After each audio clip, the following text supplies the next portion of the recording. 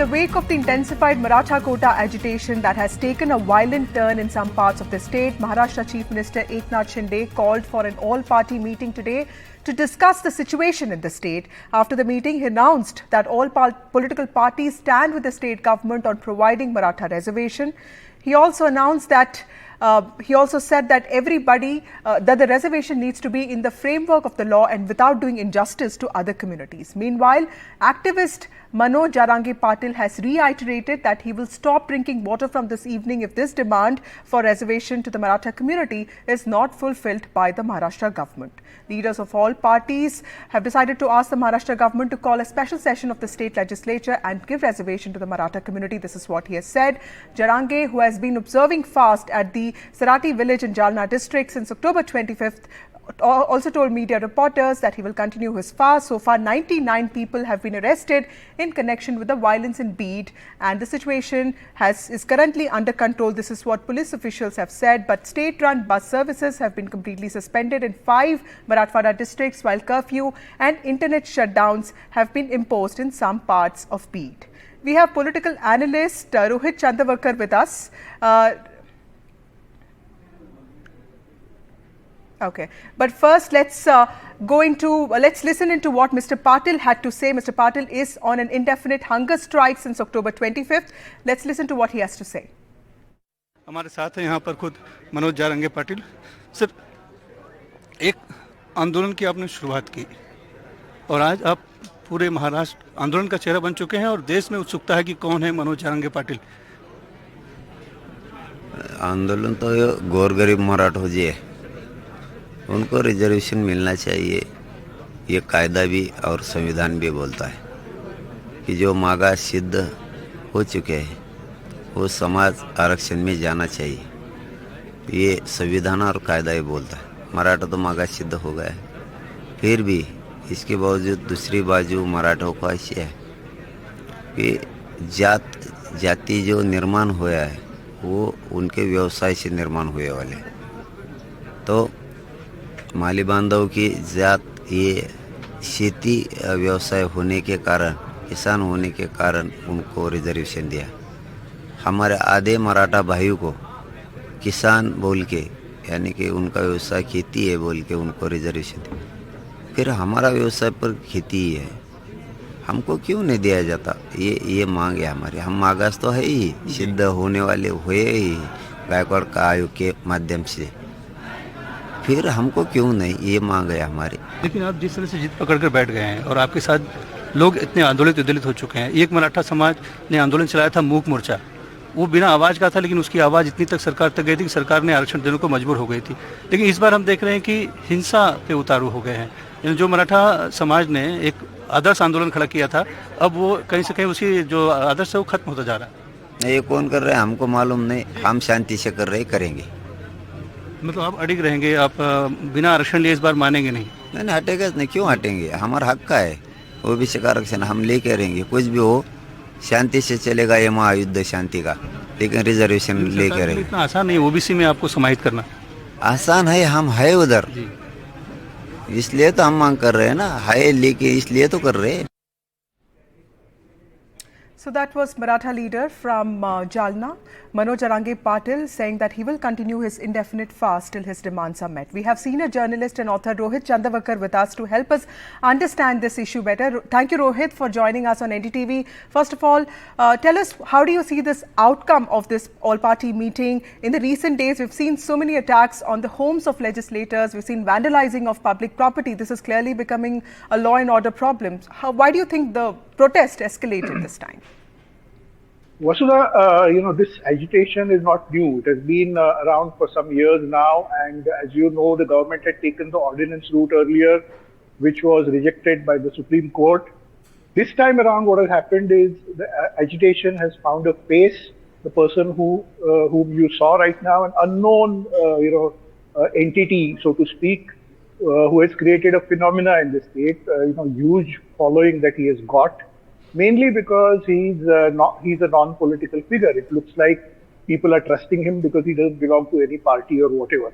This lone soldier, this activist, has kind of put the entire Maharashtra government on the defensive right now.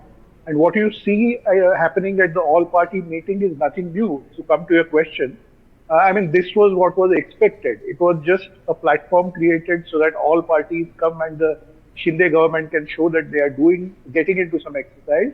Right. But what was the conclusion? The conclusion was that they said we are for Maratha reservation and we will do whatever is necessary, which is what they've been saying for the past many days. Now, the big challenge for the government right now is to control the violence that is happening especially in the Marathwada region, which is a stronghold of the Maratha community, and make Mr. Manoj Jarange Patil withdraw his hunger strike. Whether the government is able to do that or not is a big question that we'll have to watch the answer to. I mean, in the coming days, that's going to be the crucial thing, Vasudha. Rohit, also help me understand this. So this issue was about the Kunbi certificates given during the Nizam era. And, when this protest erupted, we thought it was limited to a specific part of the population. It was not, it didn't really look into this whole Maratha population. So how did something limited to just say 10% of the community become all about Marathas now? Yes. So, Vasudha, what has happened is, as you know, the job market has shrunk and there is a huge crisis of agriculture in many parts of Maharashtra. So the Maratha community largely, which was depending on agriculture, finds themselves in a tight corner. Economic distress is there. And now what has happened is, these Kundi community, which got the certification since many years, basically depends on agriculture. And that was the bifurcation, that those Marathas who have jobs or who are in government service or doing something else, they are, considered to be Marathas. But those who depend on solely on agriculture would be called Kunbis. That was what the government said some years ago. And so the Kunbis have been getting a certification of being backward and they are eligible for reservation. Now, what has happened is the remaining Marathas also want, this benefit. And Manoj Jarange Patil is, of course, saying that, all Marathas by and large should be given Kundi certificate, which some of the Maratha leaders are opposing. Leaders like Narayan Rane, who's a union minister or, represents a large community in Konkan, says that, he doesn't want to be called a Kundi, etc. So that is where, the complications have started coming in and the government doesn't really know how to now bifurcate this and what to do. So the government has set up a committee of some retired High Court judges, and they have been given extended time till 24th December to come out with a solution. They're going to go and check government records in the Nizam era, the Marathwada region, which came under the Hyderabad province, Nizam province. They're going to check all the records, land records, etc., and come with some kind of a solution, which will perhaps satisfy the Maratha community in terms of getting this Kundi certification and being eligible for reservation. That's where things stand right now. But the government, I can tell you, is on a completely defensive foot right now.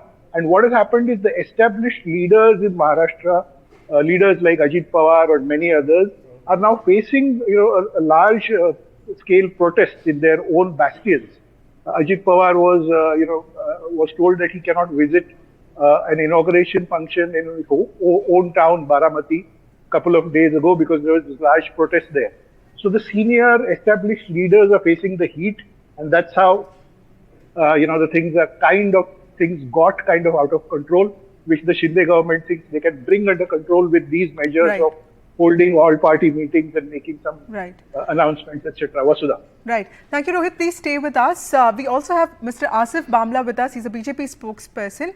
Mr. Bamla, thank you for joining us on NDTV. First of all, how do you see the outcome of today's meeting? Many experts have been calling for this good faith dialogue. Has that process finally begun, sir? Today's meeting was very constructive, actually, if you say. If you ask me, there were two stages of the Maratha Samaj, would get the Kunbi Praman Patra and all of that has also been released by the Honorable Chief Minister yesterday. So today, the good part was that the leaders of all the parties have attended it. And this is not an issue that can be just resolved right away I mean, of course, Manoj Jarangi Patil ji is spearheading this whole campaign in the interest of Maratha. It's a movement that started from 1980. And having started in 1980 also, there were so many parties, so many tall leaders of the Maratha community also who never dealt it.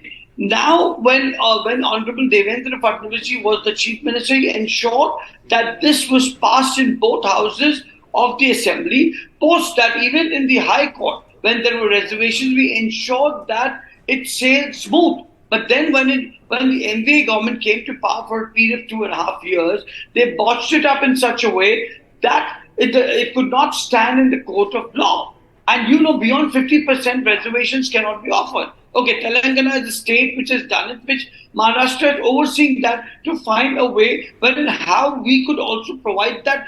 But let me tell you, Bharatiya Janata Party and the current government is committed and is definitely ensuring that it will, have this Maratha Arakshan done. But I'm very surprised. Maratha Arakshans ke jo morche hote the, there used to be this demonstration, there used to be Mukh Morcha, there used to be silent, peaceful morcha. You see, I have a fear that somewhere the opposition is trying to give a little air in such a way that such violent demonstrations happen, because never have I seen Marathas resorting to an extent कि घर चला दिया जाए, to ensuring that all the wrong happens. In fact, that is also spoiling the public image of this entire campaign and the movement, which was supposed to be one of the most peaceful movements, which was supposed to be a movement which everybody agreed to. And of course, such violent measures will hamper